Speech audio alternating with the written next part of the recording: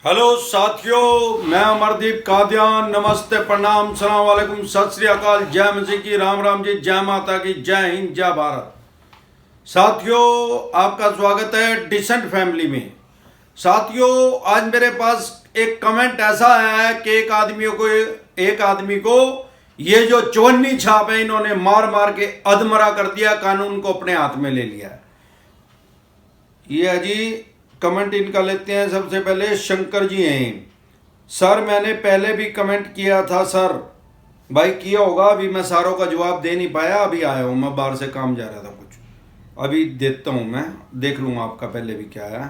कोई बात नहीं, दोबारा कर दिया आपने।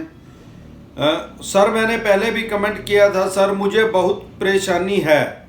रिकवरी एजेंट 5 आ गए और मुझे घेर कर पीटा। सर, मैं नीचे गिर गया था बाइक से, मेरे हेड में चोट लग गई है ज़्यादा। ट्रामा सेंटर वालों ने मुझे पीजीआई भेज दिया। पुलिस ने गवाही तो ले ली मेरी, पर कोई कार्रवाई नहीं कर रहे हैं। क्या करूं सर, बताएं। मतलब आपको बहुत ज़्यादा इन्होंने गंभीर चोट पहुंचा दी है। आपको ट्रामा सेंटर वालों ने भी एडमिट नहीं किया, वहाँ से आपको पीजीआई भेज दिया गया। अब आप कह रहे हैं कि पुलिस ने गवाही तो ले ली है, लेकिन इनके खिलाफ चवन्नी छाप के खिलाफ कोई कार्रवाई नहीं कर रही। इनके खिलाफ भाई साहब 100% कार्रवाई होगी। सबसे पहले आप इसका मतलब होश में तो हैं, जो कमेंट कर रहे हैं, फोन भी चला रहे हैं, चोट तो आपको लगी हुई है। आप क्या करें, ऑनलाइन कंप्लेंट कर दो इनकी सीधी डीजीपी साहब के। जिस भी आपने स्टेट का नाम नहीं लिखा, जिस भी स्टेट में आप रहते हैं, डीजीपी साहब के पास ऑनलाइन कंप्लेंट कर दो उनकी। कंप्लेंट में सारी बात लिख दो, इन चवन्नी छापों के नाम लिख दो, पता हो तो, नहीं तो उस कंपनी का नाम लिख दो, जिस मोबाइल नंबर से फोन आता था उनका नाम लिख दो।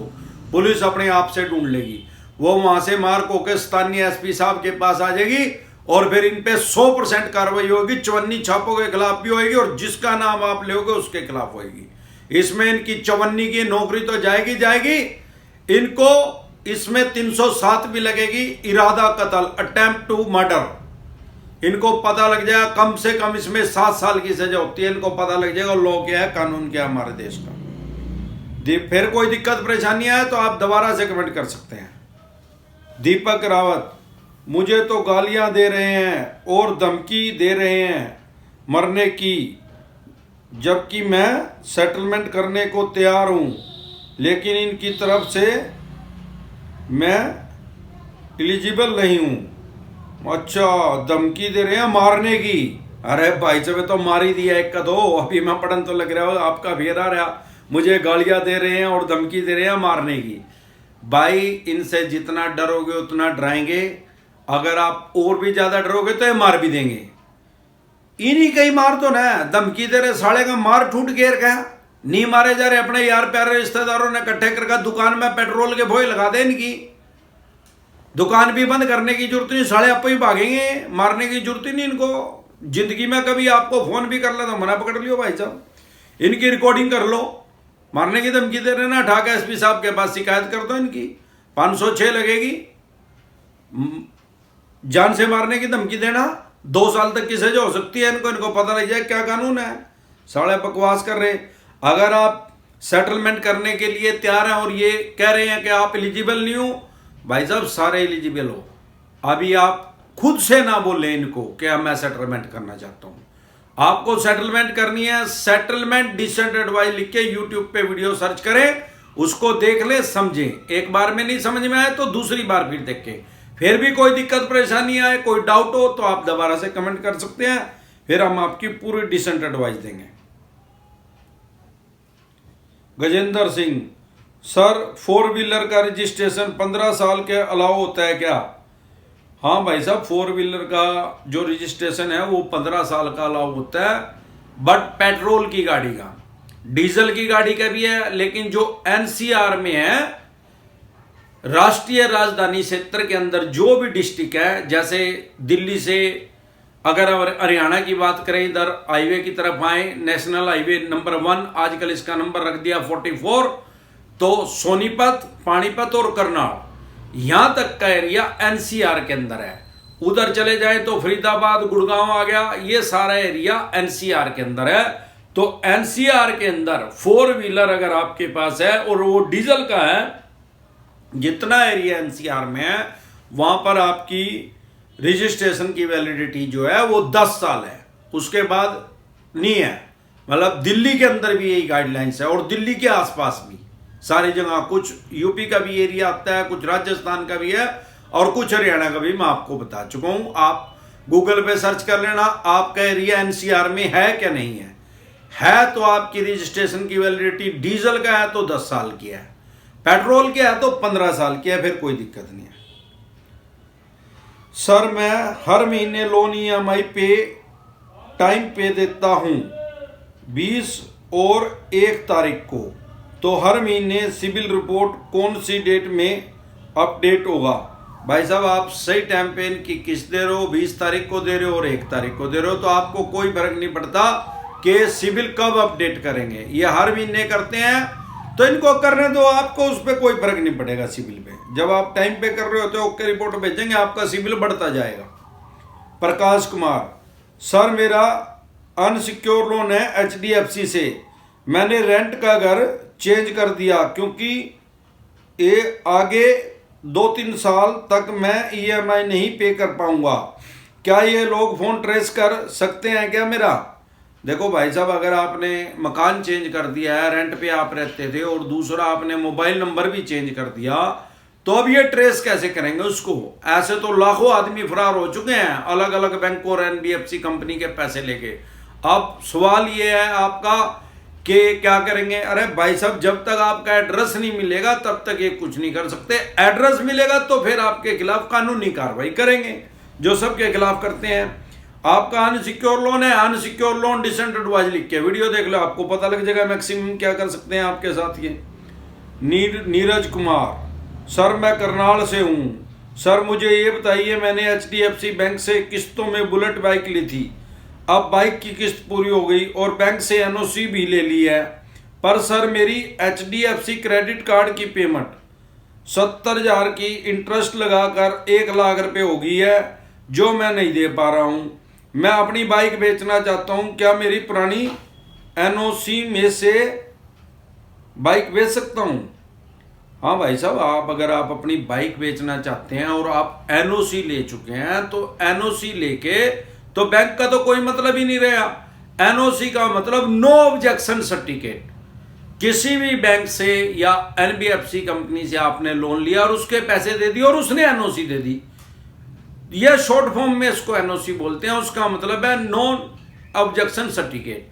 भाई अब उस बैंक और एनबीएफसी कंपनी को कोई इतराज नहीं है, आप अब उसको बेचो चाहे रखो, तो उसने आपको पावर दे दी।